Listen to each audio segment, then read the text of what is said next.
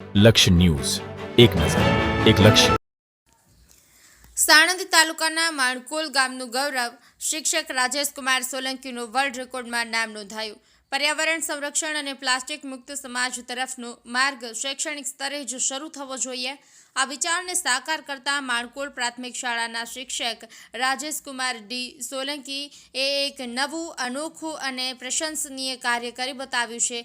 આજના સમયમાં પ્લાસ્ટિક એક મુખ્ય ખતરો બની ગયો છે. ધરતી, પાણી અને હવા ત્રણેય પર્યાવરણ તત્વોને પ્લાસ્ટિક ગંભીર અસર કરી રહ્યું છે, જે કારણ માનવ જીવન, પશુ પક્ષી અને કુદરતી સંતુલન જોખમમાં મુકાયું છે. આ જ ચિંતા ધ્યાનમાં રાખીને રાજેશકુમાર ડી સોલંકી દ્વારા પ્લાસ્ટિક કેટલું ભયાવહ છે તે અંગે રાષ્ટ્રીય સ્તરે જાગૃતિ ફેલાવવાની અભિયાનાત્મક પહેલ કરવામાં આવી હતી.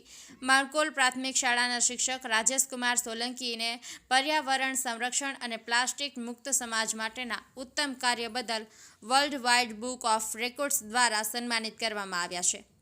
આ અભિયાન અંતર્ગત વિદ્યાર્થીઓ સાથે મળીને 3,50,000 વેસ્ટ પ્લાસ્ટિકની બોટલો એકત્રિત કરીને જે વિશ્વનો સૌથી મોટો સમૂહ પ્રયત્ન તરીકે નોંધાયો છે.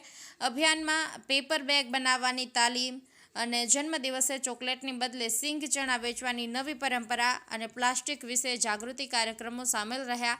આ સિદ્ધિ માત્ર રેકોર્ડ નહીં, પરંતુ પર્યાવરણ માટેની જવાબદારીનું શ્રેષ્ઠ ઉદાહરણ છે.